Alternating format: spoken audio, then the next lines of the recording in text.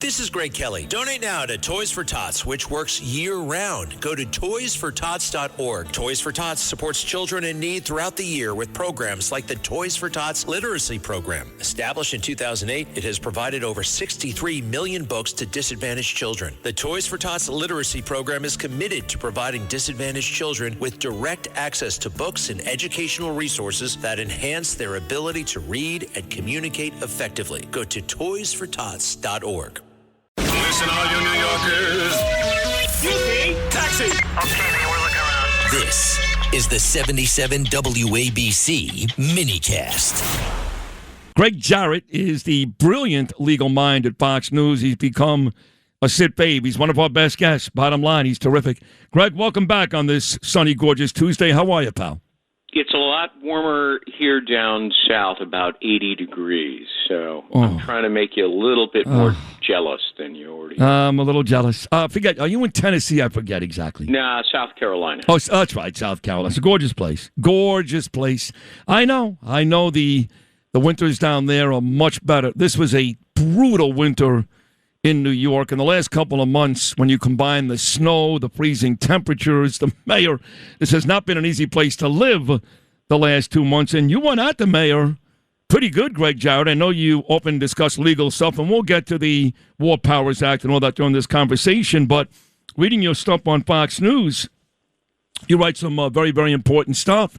You actually called out Mamdani over selective outrage in response to the Gracie Mansion protest. So you're a guy living this beautiful life in South Carolina, but you recognize just how dangerous my mayor is way north in New York, yes? Well, I'm in New York rather frequently, unfortunately. And I was really struck by how Mamdani calls out by name the man who organized the protest over public Muslim prayer in New York City, and then denounced him as a white supremacist.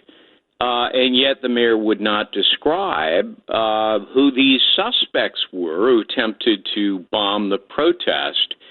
And, you know, there's a big difference between a peaceful protester and suspected jihadists who are trying to kill or maim innocent people.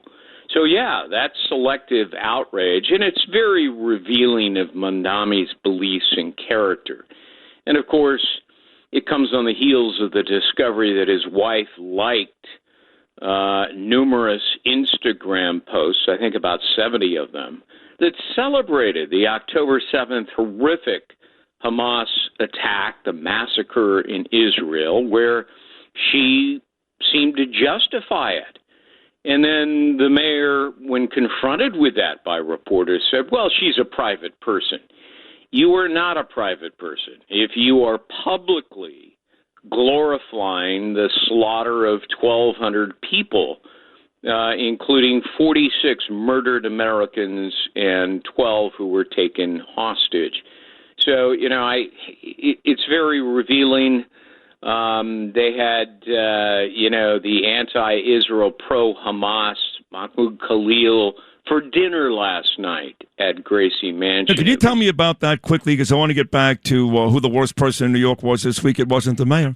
Mahmoud Khalil, right. He was at dinner to break the fast for Ramadan. You described him perfectly, anti-Israel, pro-Hamas, the face of all these beautiful young college kids that were terrorized. They weren't harassed, Gregg Jarrett. They were terrorized. They wouldn't even go to the bathroom, leave their dorm rooms. That's what a despicable, disgusting guy this guy is.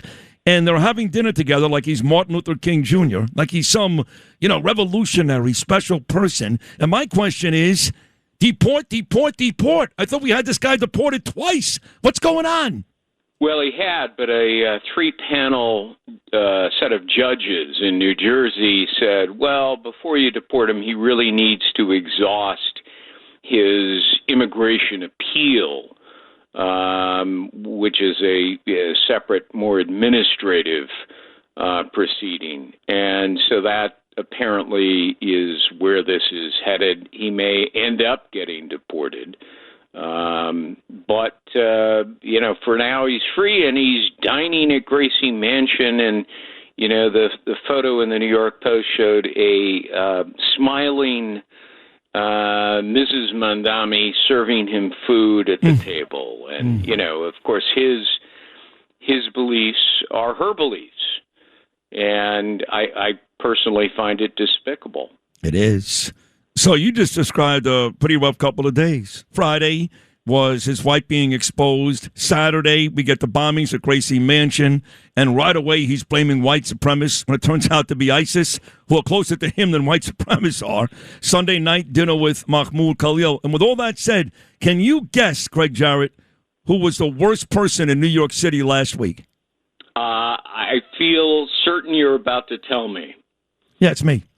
It's me. I had my back and forth with the mayor last Wednesday, and I came back and apologized for it, even though a lot of the stuff I said in that tweet were true, and have been proven to be true over the last couple of days. And then when this bombing happened on Saturday, because there was a quote-unquote white supremacist involved, TMZ, the New York Times, City and State in New York, the Today Show yesterday, all implicated me, saying my rhetoric was inspiring for this guy. Now, that would be bad enough, Gregg Jarrett, if they stopped when they found out that this was an ISIS-inspired bombing, but they didn't. NBC and CBS yesterday, for some reason, felt the need to include my name and some of my comments towards the mayor. Monday, long after we found out that ISIS inspired this, I called our mutual buddies Joe Tacopino, Arthur Aidala, Jim Walden, because I want to sue these bastards. At the very least, I want an apology. Does that seem outrageous to you, Greg? Well, your apology may vitiate any case you might have. Those are all good lawyers. I'd follow their advice. There's another fine law firm by the name of Dewey, Cheatham, and Howe. You might consider talking to them. Oh, God, it is crazy, though. I talk to people all over the world, from Israel to you in South Carolina, so many friends who used to live here that live in Florida, and they just can't believe. They can't believe what is being allowed to happen here in New York City. And the fear. I mean, Greg, you got to understand, this guy says and does what he wants because all these lifelong Democrats, people like Chuck Schumer, they're scared to death of this guy. Isn't that nuts? It is nuts. And, one of the things I looked at were the demographics of the people who actually vote in that election. And there weren't a lot of people who actually vote. Most people sat out because they didn't like the choices. As a consequence, all the young people, many of whom were born after 9/11, went out and voted for this guy. They have no memory of what happened. As a consequence, they elected this socialist, Marxist, communist mayor who's, his wife at least appears to be virulently anti-Semitic. And this is a guy who, Mamdani, who's, never had a real job in his life. He doesn't know anything. He's a kid. But he's bought into this ideology. And I suspect things are going to end poorly for him. But people who sat out the election, I would just say, you get the government you deserve. Oh, there's no doubt New Yorkers got what they deserve. You're 100% right. Gregg Jarrett, this was a great column, too. The Senate was right to reject Democrats' war powers overreach. And I know we like to bring up former presidents, Democrats. Barack Obama, he never got congressional people to step up and say it's okay. Neither did Joe Biden. Never got congressional approval. All these things that happened to Donald J. Trump only happened because it's Donald J. Trump, right? We've got so many examples of former presidents doing what they want to do, and no one's saying a word about it. Now the Democrats go nuts because Trump decides to launch Operation Epic Fury. But as it turns out, after the House did a good job, the Senate followed suit. And like you said, that was the right thing to do, yes? Yes, absolutely. When Barack Obama and Joe Biden bombed Libya and Syria and Iraq and Somalia and Yemen, Democrats defended it as perfectly legal. No, said Nancy Pelosi, you don't need permission from Congress. But when Trump does it, In Iran, it's somehow lawless. And, the hypocrisy is stunning. The president can engage in military action with or without a declaration of war. He doesn't need permission from Congress. That dates back all the way to John Adams and Thomas Jefferson. And second, there already exists a valid authorization for use of military force, the one that was passed by Congress after 9/11. It applies directly to the current conflict and gives Trump authority. But, finally, this resolution, which was defeated in both the House and the Senate, unconstitutionally violates the separation of powers. The president is the chief executive, the commander-in-chief. And on more than 200 occasions, presidents, without permission from Congress, have initiated military action against foreign foes. So, history and precedents and the Constitution, Article 2, give ample authority to the president.